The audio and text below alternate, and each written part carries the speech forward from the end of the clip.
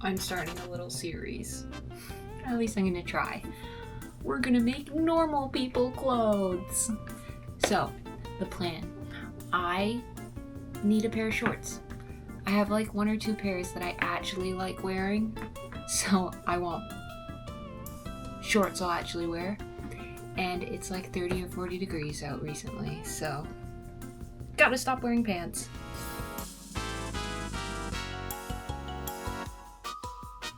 Here's the problem. I have 2 pairs of shorts that I really like, but like there's little things wrong with each of them. So I have a pair of shorts I made in school, and then a pair of shorts I patterned for myself. The pair of shorts I made in school, I love the length, I love the fit, like the top of the waistband is just a little bit too low, and there's this weird scoop in the center back. Don't know why it scoops like that. It's really weird. So that has to get fixed.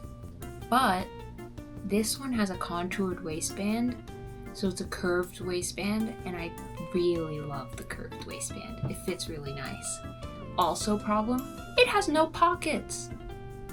As for the pants that I patterned, they're very high-waisted, which I love. Like, it's not very comfortable day-to-day for me, but I did it because I did a straight waistband, and that is most comfortable, like really high up on my waist. The cargo patch pockets on the side, love.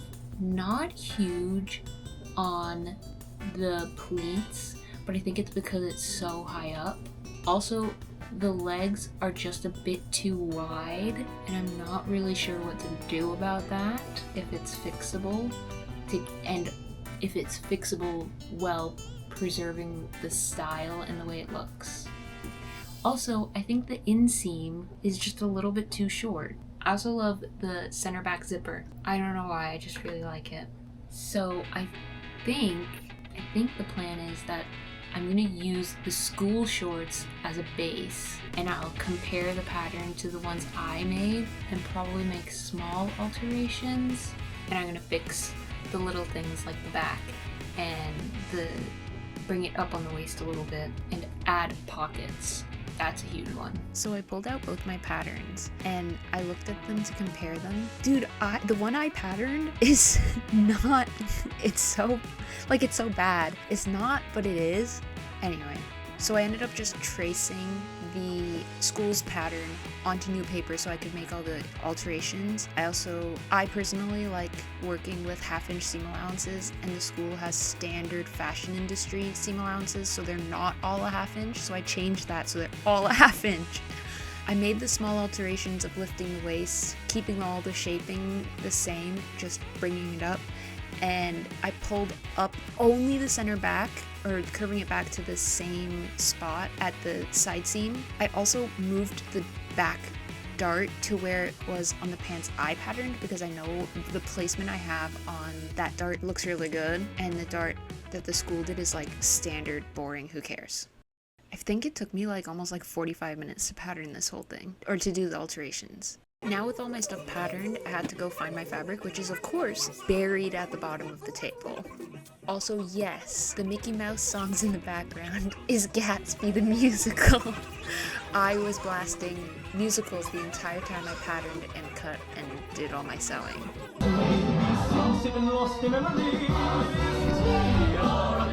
It's only tea. It is tea, I'm going home. Ugh. This was the box I was unburying. My cottons box. At least mostly cotton. I have had this fabric for years, planning to make shorts, never making shorts, which is why I started this. I wanted to make these finally. And it's a really nice canvasy cotton tropical print.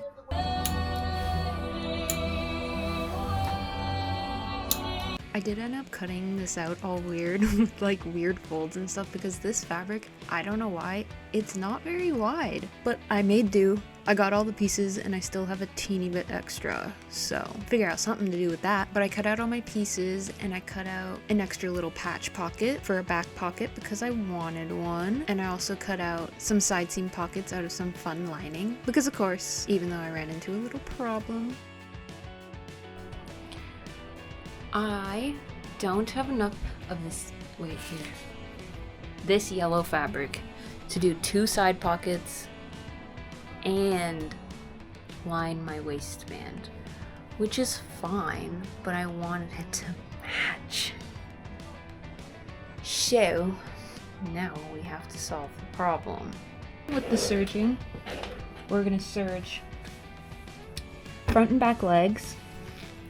I am gonna make a more in-depth video of like the full-on step-by-step making process, but for now, spark notes. See our little pocket opening.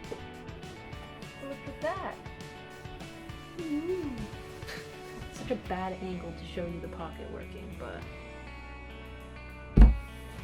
we got pockets.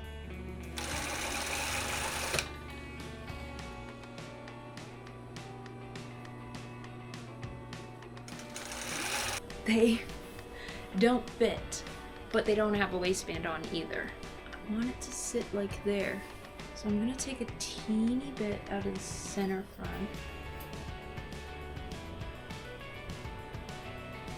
I'm gonna make my pleat bigger.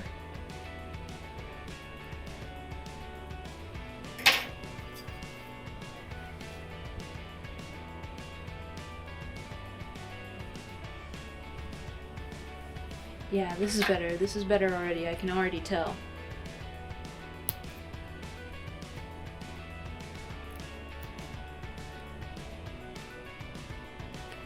I think I'm like doubling the width of the pleat. Yeah, see? Now there's way less at the back.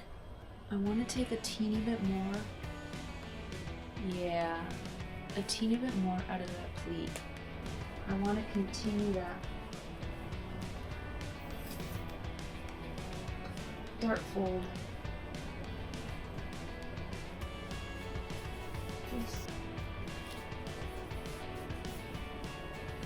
Yeah. Look, they aren't falling. They're going nowhere. They fit perfect. Let's go. And pockets. They're slay. So what I'm also, since I have them on, I'm gonna check the waistband. So matching my center front. Hold that. Yeah, see, so I took out all that in the width of the pants, right? This is where my side seam on the waistband is. This is where the side seam on my pants are. That's a problem, so we gotta fix it. So what I'm gonna do is, where's my slippers? What I actually need to do is open this side seam because I took out all that fabric in the front through the dart, or not the dart, the pleat. I took all the fabric out through the pleat by making the pleat larger, which means I need to move my back piece forward on the front. This way it'll move the side seam so that it's in line with the leg, but it also, when I pull it around, it keeps the extension. Can you see the extension? It keeps the extension. So now I'm gonna make these little alterations on the legs and the waistband, and then we will be on the zipper.